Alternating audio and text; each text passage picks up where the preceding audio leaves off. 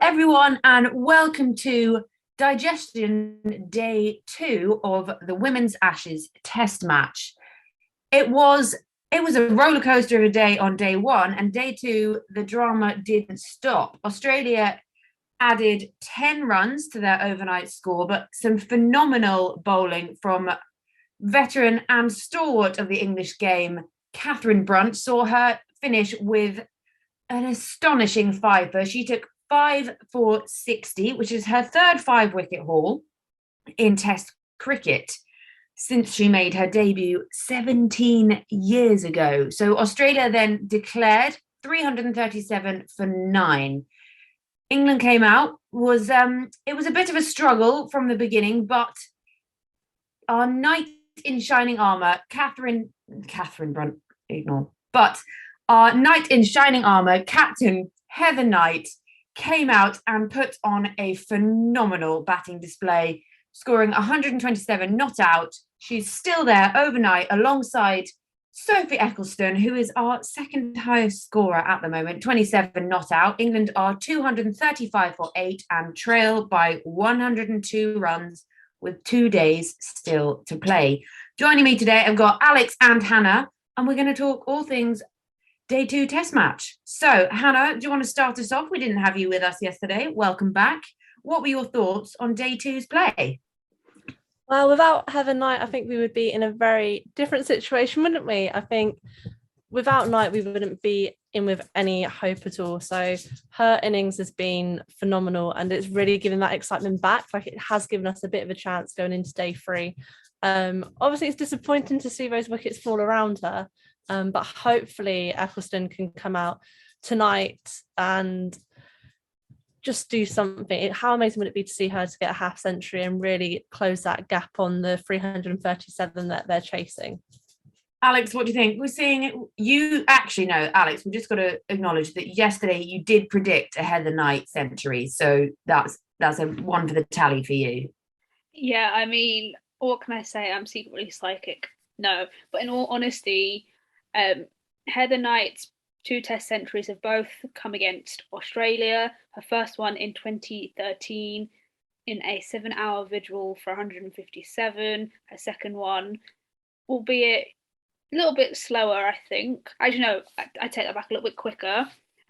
Got to her century. And, it's this age-old thing we see of England captains leading the way, literally holding the batting line up together. We saw it with the men with Joe Root, although he has not yet scored an Ashes century in Australia. So Heather Knight has one-upped him there. So really good performance from her, good performance from Catherine Brunt with the ball. Just not enough support from our established batters in the team. Very difficult for Charlie Dean on debut when you don't really, especially in England, there's not really a county set up now these days. We don't really know what's going on there. So the women don't really get that much of an opportunity to play red ball cricket. So that's kind of where we are at the minute. Yes, that is where we are. That's also one of our questions we have in from a Twitter fan today, but we'll get to that in a minute.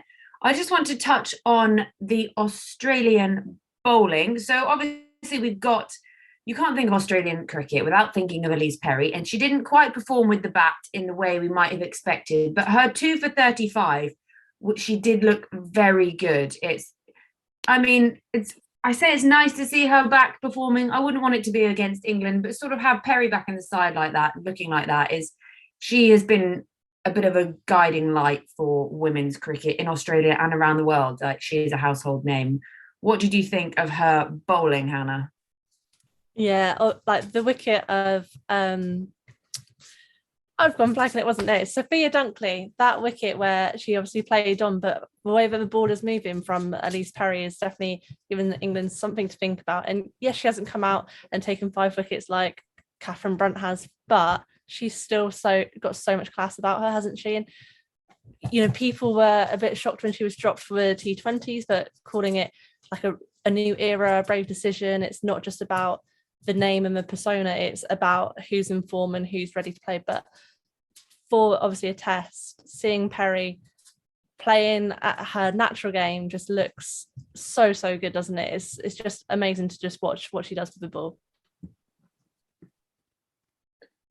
And aside from some nice looking bowling, there were a lot of soft dismissals in the England batting lineup. It just seems to be such a tradition of England batters, male, female, anywhere, that we are having to build around the captain, and others just aren't quite pulling their weight. We had some early wickets go down. We had some awful looking shots that shouldn't really be happening at that level. But do you think, Alex, that it might be the lack of test match cricket that people get to play? And you might say, oh, that's a white ball shot.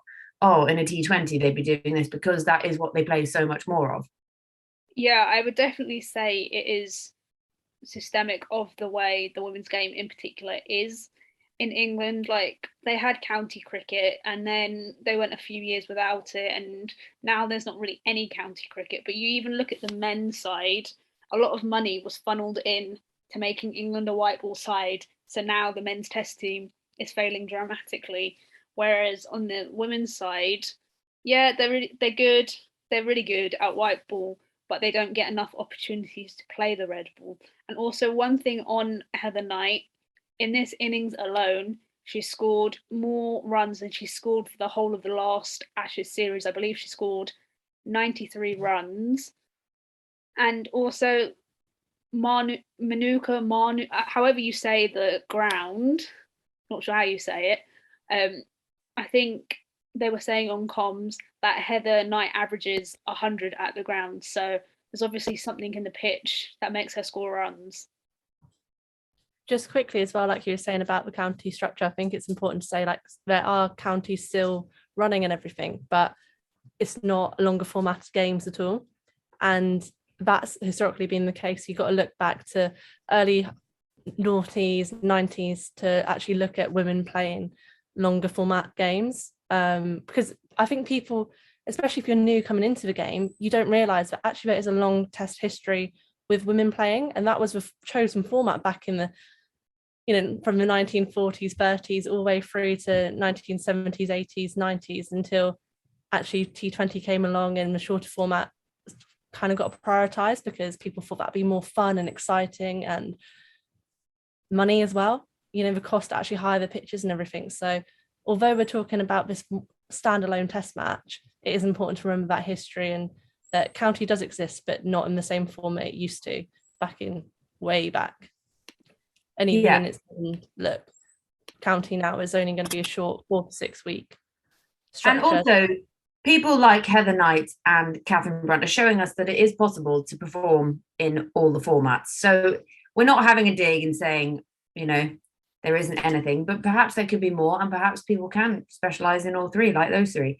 Like those two are. Catherine Brunt, though, is just the absolute consummate professional. The passion, you can see she's playing with. Every time she goes out to bowl, you can see she puts everything into everyone. One of those, I can't remember who it was, but she just top of off, and it was just, it's what everyone says, you're aiming top of off. Any coach, any bowling coach, whatever, you top of off, and it was just so lovely. And that was to get her 4th, I think, and then she obviously got Jonathan for her 5th, and then they declared. So you never know, maybe there would have been 6 in there for Catherine Brunt. But talking of test cricket, that leads us nicely on to some of our questions. So we had one in, and actually it was on the subject of domestic test matches, saying, do they think we should have more domestic multi-day games so that it's not so much of a shock to the system?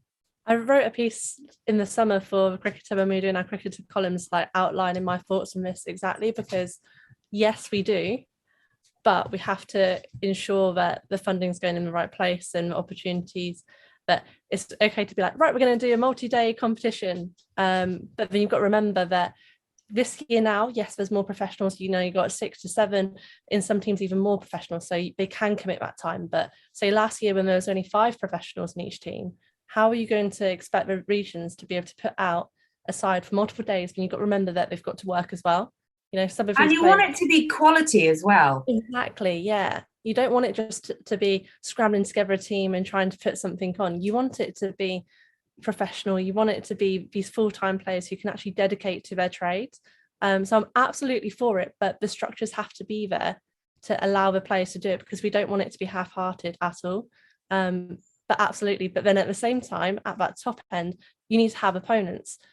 We can't just be like, right, we're just going to play England, Australia, England, India all the time. You have to be able to spread that out across the globe. So I'm absolutely for it, but it's a bit of a nuanced answer because there's all these other factors that have to come into it. Alex, it's a bit like what we were saying yesterday, isn't it? We want more across the world, but we don't want it just to be box ticking. Here's a test match. Oh, look, it was terrible. See, we tried it. It didn't work. Yeah, exactly that. And everyone always regards Test cricket as the best form of cricket, most prestigious form of cricket. So it's like Hannah was saying, how do we get that product without diminishing where the funds are going and diminishing our success in 50 over and 20 over cricket? So it's sort of a balancing act, but we can't. I sometimes feel like certain people who are in positions of power probably shouldn't be there because their views are outdated. Like we saw earlier this week, the Middlesex chairman made a bit of a hash, and that's putting it lightly, of saying, you know, South Asians, people of colour, they just don't play cricket and they focus more on academics and other sports when that's simply not true. So I think if we can, like, it's great to see Sophia Dunkley, and it's great to have seen Isha Guha and Sonia Adedra play Test cricket, but we need more of that to inspire the next generation to actually want to not just play Test cricket, to play any forms of cricket. And I think it really does boil down to marketing, you know, funding more money back into grassroots cricket, having coaches that understand you as a player and a person, not just, you know, say, for instance, just having a white coach who can coach everyone. Yeah, it's great, but they don't really understand the struggles. So it's, again, it's the age-old thing of making cricket more fair for everyone. Yeah, and Test cricket has been opened up to more of the world, which is great. And also more people are seeing it. We had a comment come through on Twitter today that I just wanted to read out because it was really nice. So this came in from Bryn Thompson and just said, the women's game continues to be a total joy to watch. So much talent on show. Give the women a good wicket to play Test cricket on, and great Test cricket is what you get. More women's Test cricket, please. And that kind of just sums up everything we've just been saying, doesn't it? Which is, and it's nice to hear things like that. I think that's what we want more of. We've had other people checking in with some questions. So someone wanted to know, Yasmin wanted to know, why do we think the other batters struggled so much while Heather Knight could manage a 127 not out?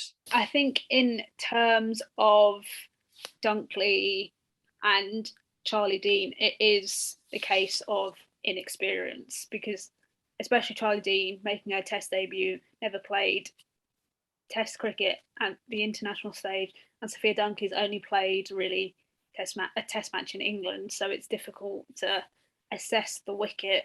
Some of them, like Anya's shot, was a bit of a silly one, and it was interesting that like Alana King was the first bowler to get a wicket off spin, so everything up until that point had fallen to seam.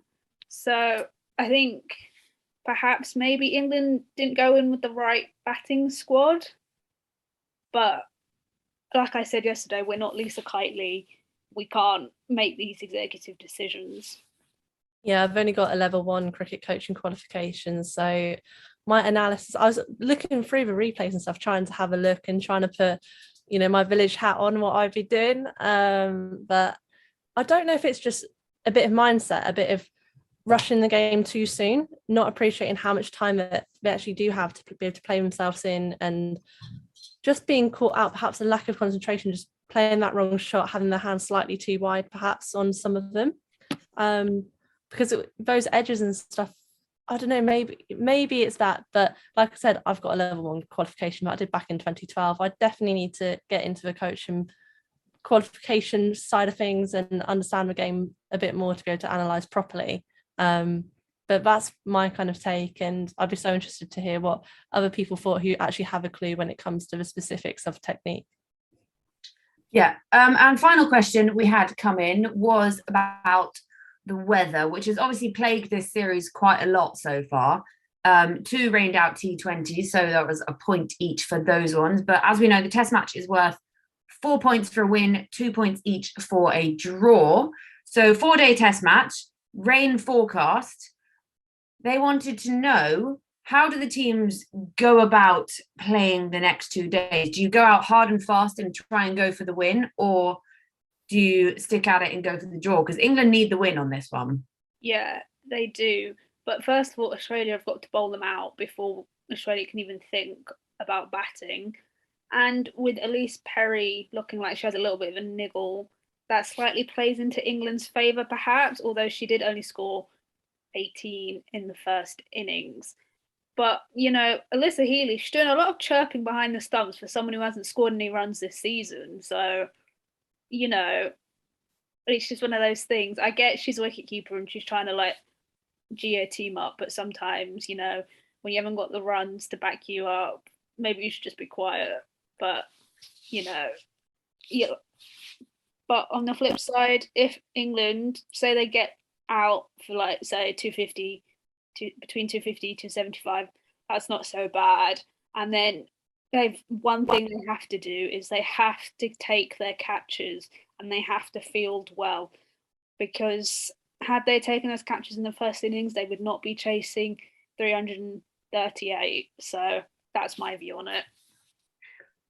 No, it's back to basics, isn't it? It's one of those things. Catches win matches. We all joke about it when we say it, catches win matches, but they do. You don't take it, they're not out. Simple as, if a wicketkeeper drops it, they're not out. But Amy Jones has not been dropping anything. She's been fantastic this game.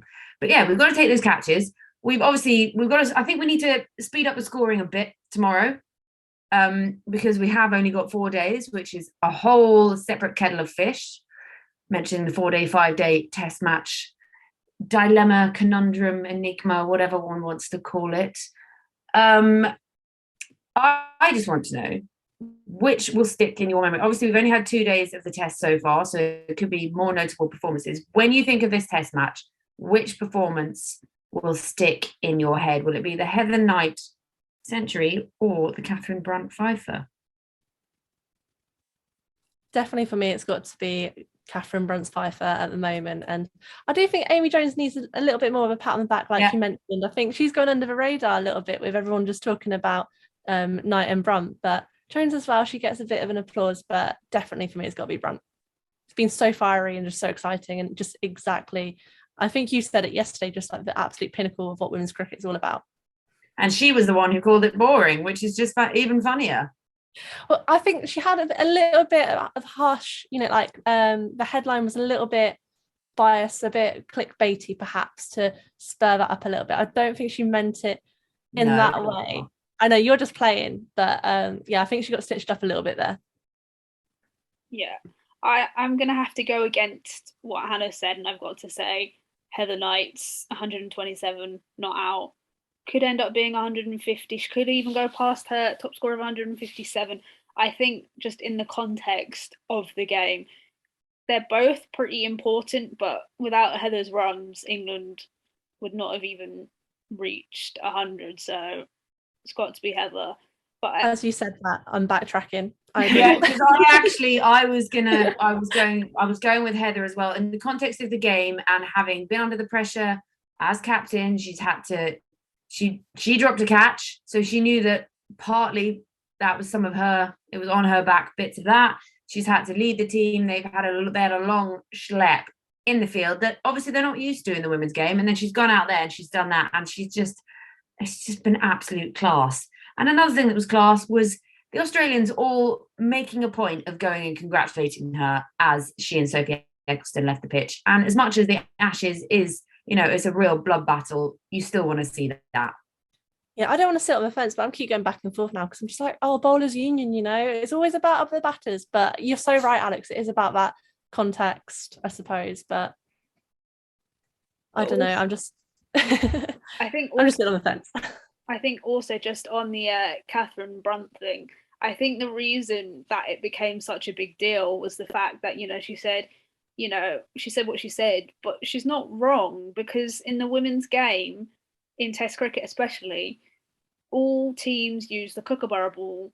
They don't, even in England, so they don't use the Duke's ball. So she had a fair point, I feel, in saying that if you want to make it more competitive, then you've got to not make it exactly like the men, but you've got to give them the opportunity to enhance their skills with the different types of red balls used in Test cricket.